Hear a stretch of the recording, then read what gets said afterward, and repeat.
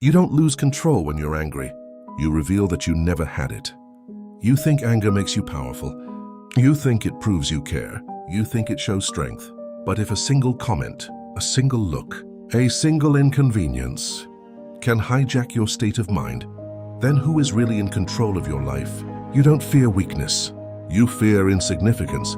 And anger is the fastest way your ego tries to feel powerful again. But there's a problem. Every time you explode, react, obsess, you hand your inner sovereignty to the very thing that disturbed you. And the Stoics would say that is the deepest form of weakness. Anger feels hot, immediate, justified. But look closer.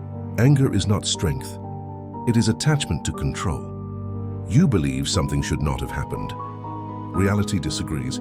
Your ego protests, and that friction becomes rage. The ancient Stoics understood something most people still miss. You are not disturbed by events. You are disturbed by your judgment about events. When someone disrespects you, the pain is not in the words. It's in the story. They shouldn't treat me like that. This means I'm not valued. I need to respond. But here is the foundation of Stoicism. Control what you can. Accept what you cannot. You cannot control another person's behavior. You cannot control traffic. You cannot control the past. You cannot control the economy. You cannot control how others perceive you. So why surrender your nervous system to what was never yours to command? Anger is the ego's rebellion against reality. And reality always wins. Anger feels powerful because it creates intensity. Your heart races. Your voice sharpens. Your body tightens. You feel dominant. But what is actually happening? You are being moved. You are not choosing your response. You are reacting. The Stoics believed true strength is not explosive. It is contained. Imagine two men. One shouts when insulted. The other pauses, breath steady, eyes clear. Which one is dangerous? Which one is disciplined? Which one is free? Emotional mastery is not suppression. It is command. It is the ability to feel the surge of anger and still choose your action. That is sovereignty.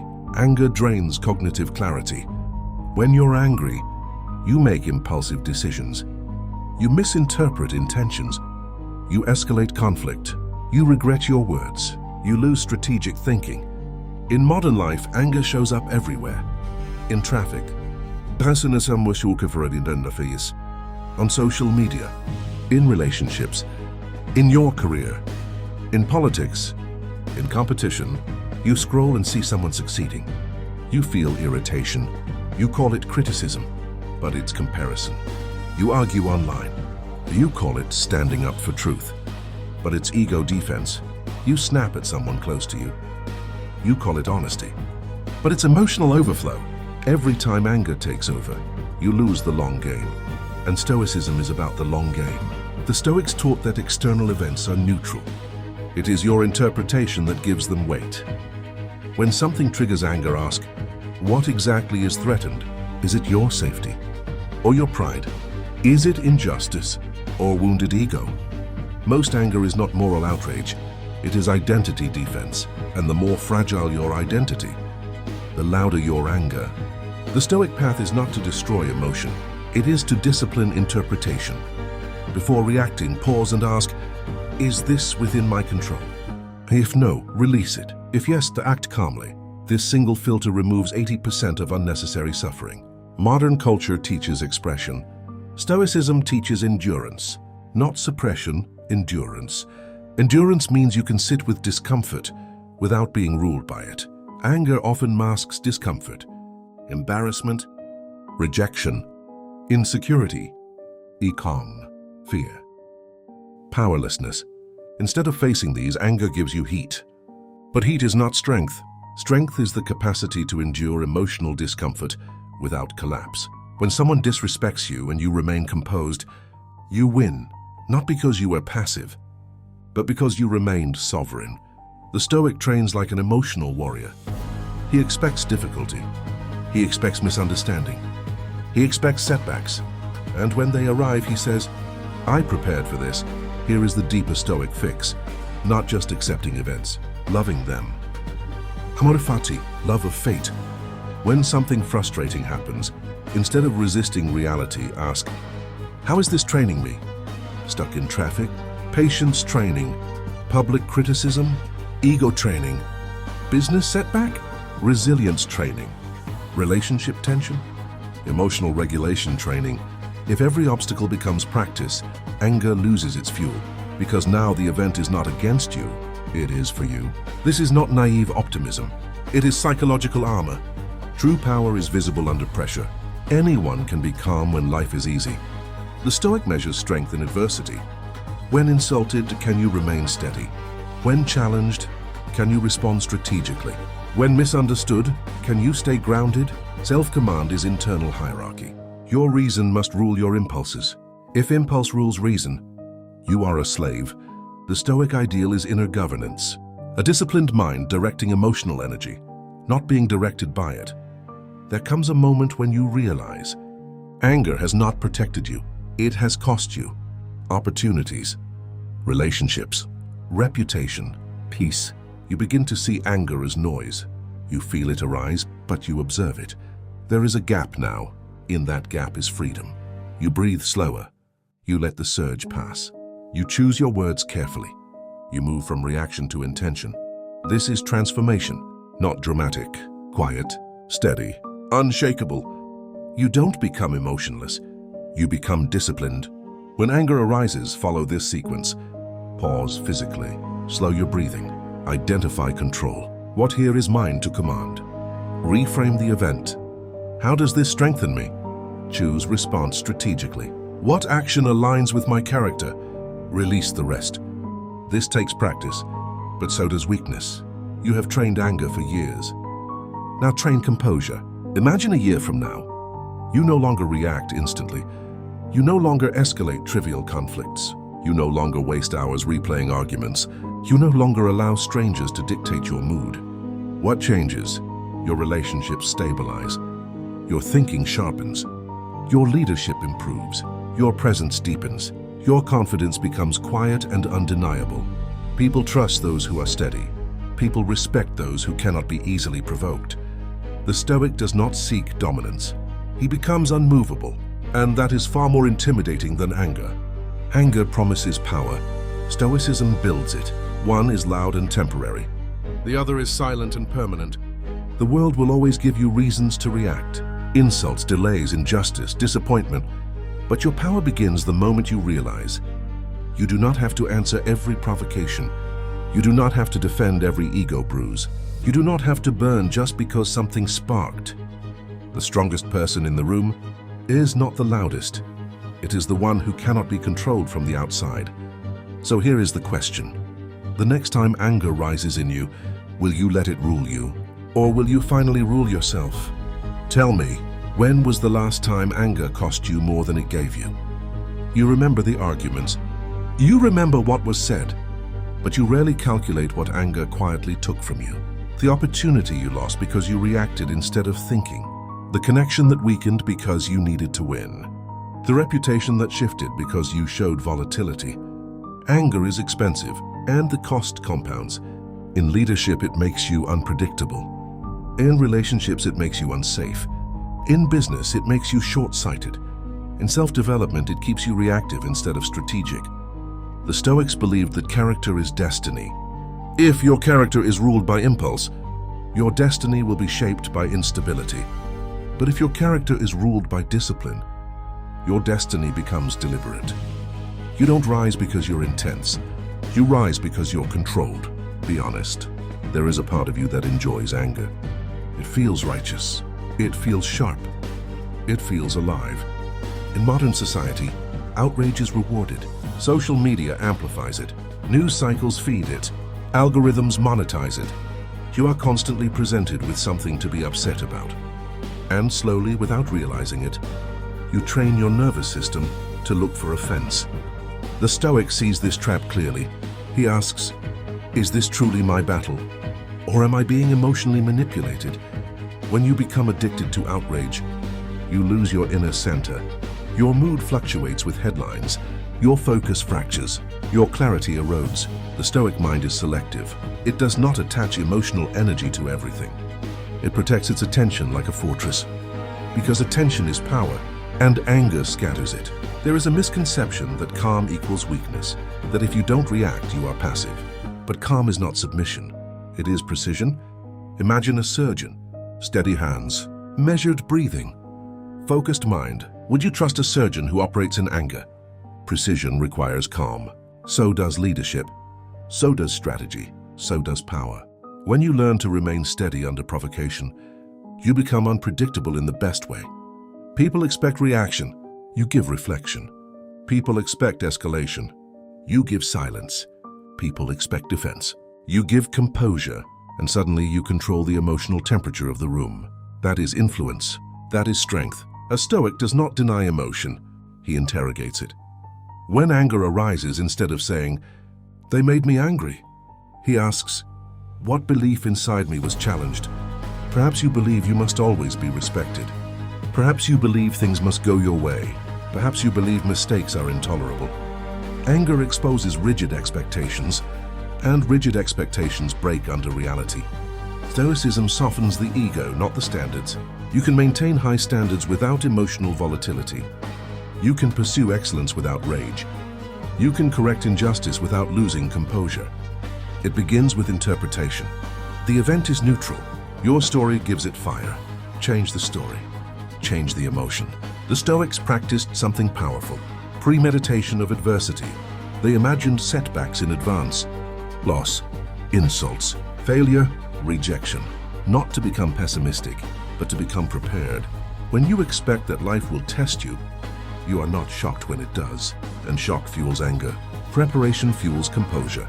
If you wake up expecting perfection, any inconvenience feels like an attack. If you wake up expecting friction, it feels like part of the training.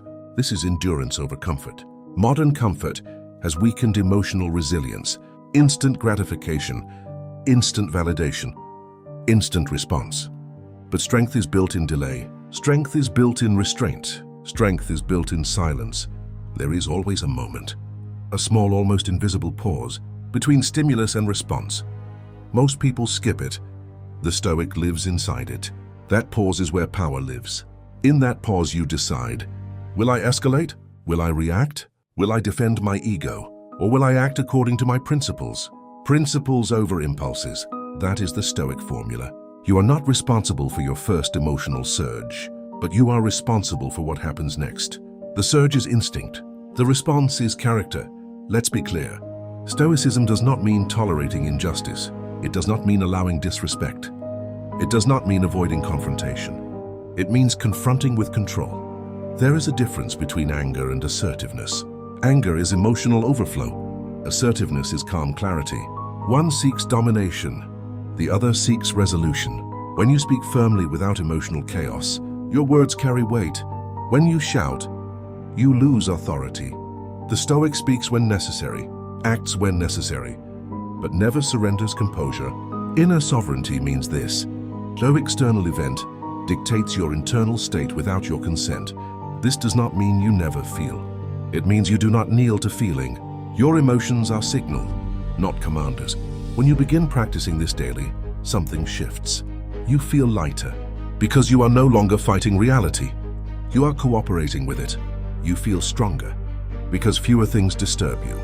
You feel clearer, because your mind is not constantly inflamed. This is freedom, not freedom from difficulty, freedom from unnecessary suffering. In a chaotic world, calm stands out. In a reactive culture, discipline is rare. In a loud environment, quiet strength is magnetic. If you master your anger, you gain strategic thinking. You gain emotional credibility. You gain long-term stability. You gain influence. People begin to sense something different about you. You are not easily triggered. You are not easily shaken. You are not easily manipulated. And that makes you formidable, because nothing external owns you. Anger is not the enemy. Unexamined anger is. If you allow it to rule you, it will shape your decisions. If you discipline it, it will strengthen your awareness. The Stoic fix is not suppression, it is transformation. It is the shift from reaction to reason, from ego to discipline, from chaos to command. The next time something provokes you, remember, this is a test of sovereignty, not a test of dominance. And the question is no longer, Who is right? The question becomes, who is in control of my inner world? So tell me, when anger rises in you next time, will you let it prove your weakness, or will you use it to practice strength? There will be moments when your anger feels completely justified. Real injustice, real betrayal, real disrespect, real loss. And here is where Stoicism becomes misunderstood. The Stoic is not blind to injustice. He is not emotionally numb. He simply refuses to let rage corrupt judgment. There is a difference between moral clarity and emotional chaos. You can pursue justice without hatred. You can confront wrongdoing without losing composure. In fact, the calmer you are, the more effective you become. Anger narrows your perception. Calm expands it. Anger wants immediate retaliation. Wisdom wants long-term resolution. Ask yourself, do I want to feel powerful right now or be effective over time? Those two paths rarely align. Your body does not distinguish between an insult and a physical threat. When anger surges, cortisol rises. Adrenaline floods your system. Your muscles tighten. Your heart rate spikes. This is useful in danger. It is destructive in conversation. Live in anger long enough, and your body begins to suffer. Sleep declines. Focus deteriorates. Recovery slows. Your nervous system stays on edge. You call it intensity. Your body calls it stress. The Stoics practiced regulation long before neuroscience confirmed its necessity. Slow breathing, measured speech, intentional pauses. They understood something essential. The mind and body must work together. You cannot cultivate strength while living in chronic reactivity. Calm is not softness. It is physiological intelligence. Many of your arguments are not about truth. They are about identity. You want to be right. You want to be seen as competent, respected, superior, unchallenged. So when someone questions you, anger arises, not because you are threatened physically, but because your ego feels exposed. The Stoic sees ego as unstable ground. If your sense of self depends on constant validation, you will always be reactive. But if your identity is rooted in internal principles, external disagreement does not shake you.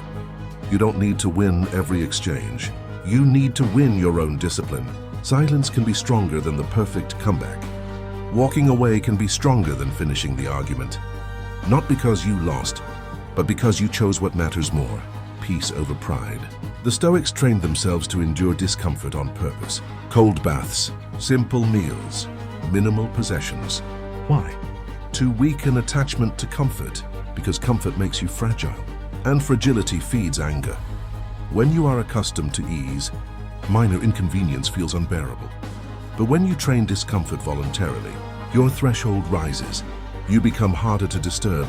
In modern life, this could mean not reacting immediately to messages, allowing silence in tense conversations, sitting with criticism without defending instantly, delaying gratification.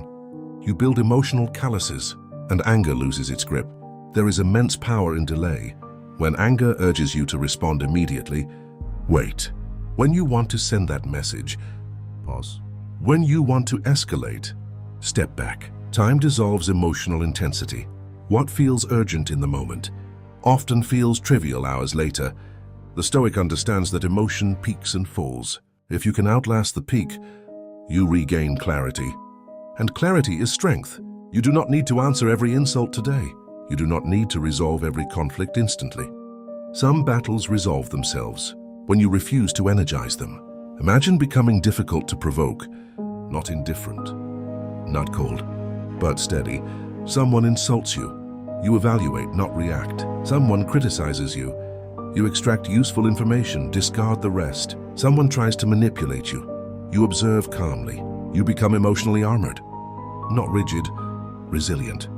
The Stoic aim is simple: to be governed by reason, not impulse. This does not make you weak. It makes you rare, because most people are controlled by external stimuli. Very few control themselves. As anger fades from your life, something unexpected appears. Confidence, not loud confidence, not performative dominance, but grounded certainty. You no longer need emotional explosions to assert yourself. Your presence speaks. Your restraint speaks. Your composure speaks. You realize something powerful. When you stop reacting impulsively, people begin reacting to you differently. They measure their words more carefully. They sense your steadiness. They feel your boundaries without you shouting them. This is self-command, and self-command is magnetic. Anger is not your enemy, it is your teacher. Each surge reveals attachment. Each irritation reveals expectation. Each outburst reveals lack of discipline. Instead of asking, "How do I eliminate anger?" ask, "What is this anger exposing about me?" That shift alone transforms your path. You stop blaming. You start examining. You stop reacting. You start refining. And over time, something changes at your core. You are no longer at war with the world. You are in training with it. Look honestly at your life. How many decisions were made in anger? How many words spoken in heat still echo? How much energy wasted on battles that no longer matter? Now imagine living differently. Provoked but steady, challenged but composed, tested but grounded. This is not fantasy. It is practice. It is repetition. It is discipline applied daily. Anger will still knock, but you no longer have to open the door.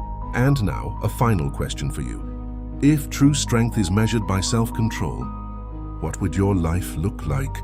If nothing outside of you could easily shake your inner world, there will be a day, subtle, almost quiet, when you notice something different. Someone says something provocative, and you feel the surge begin, but instead of exploding, you observe it.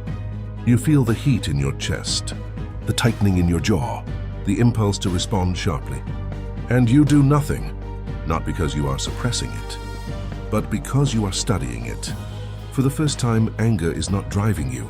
You are watching it. That is growth. It won't feel dramatic. It will feel controlled.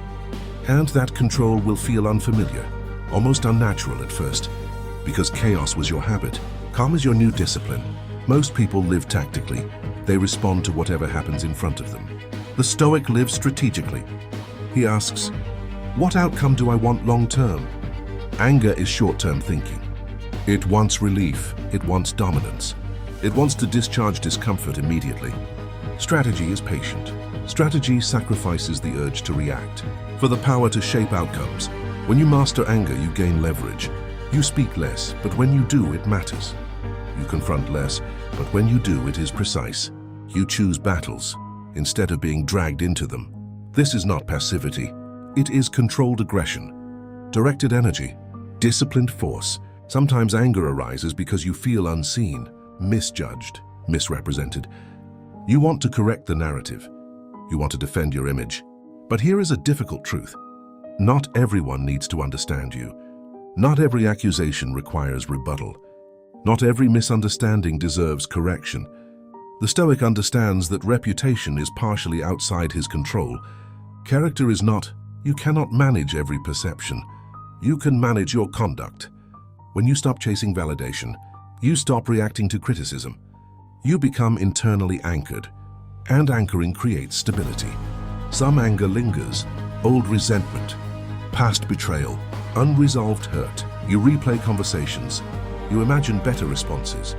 You relive scenarios. But ask yourself, who suffers during this replay? The other person or you? Resentment is anger extended through time. It keeps you emotionally chained to the past. Stoicism invites you to release, not because what happened was acceptable, but because carrying it weakens you. Acceptance does not mean approval. It means acknowledgement of reality. It happened. You cannot rewrite it. You can only decide whether it continues ruling your present. Amor fati, love of fate, even the painful parts, because they forged you. Emotional immaturity reacts. Emotional maturity evaluates. When something provokes you, maturity asks, what response aligns with the person I am becoming? Not, what response satisfies my current emotion? This is the difference between living by impulse and living by design. Every reaction reinforces identity. If you react in anger repeatedly, you strengthen the identity of someone reactive. If you respond with calm repeatedly, you strengthen the identity of someone composed. Identity is built through repetition. So is weakness. So is strength. Stoicism does not remove intensity from your life. It refines it. You still pursue goals. You still defend principles. You still set boundaries. But you do it without internal chaos. Think of the warrior who breathes steadily before battle. Not reckless, not emotional, focused. He does not hate his opponent. He studies him. He does not fight from anger. He fights from discipline.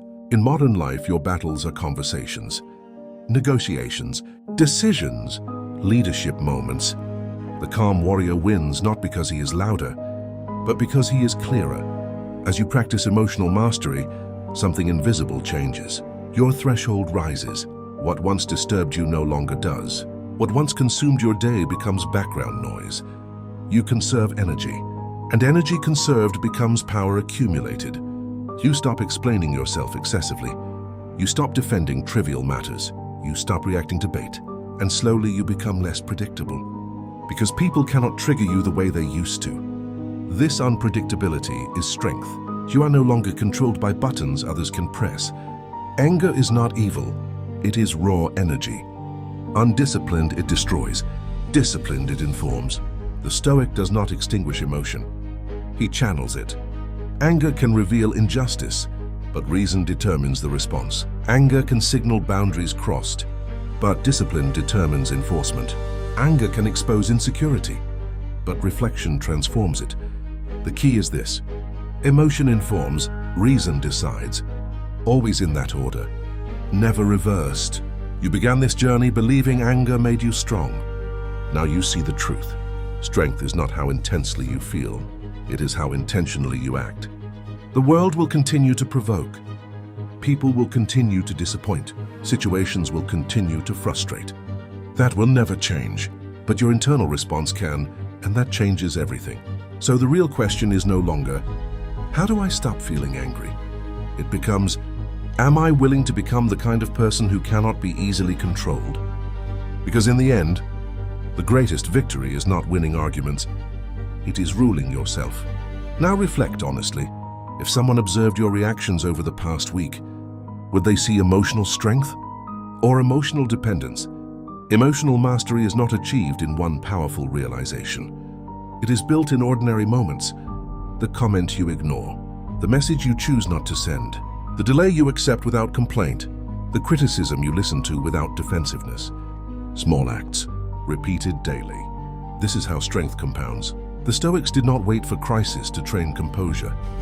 They practiced in the minor irritations of life. Because if you cannot remain steady in small discomforts, you will not remain steady in major ones. Mastery is repetition under restraint. You do not become calm by accident. You become calm by choice, over and over again. Eventually, anger will test you in a way that feels personal.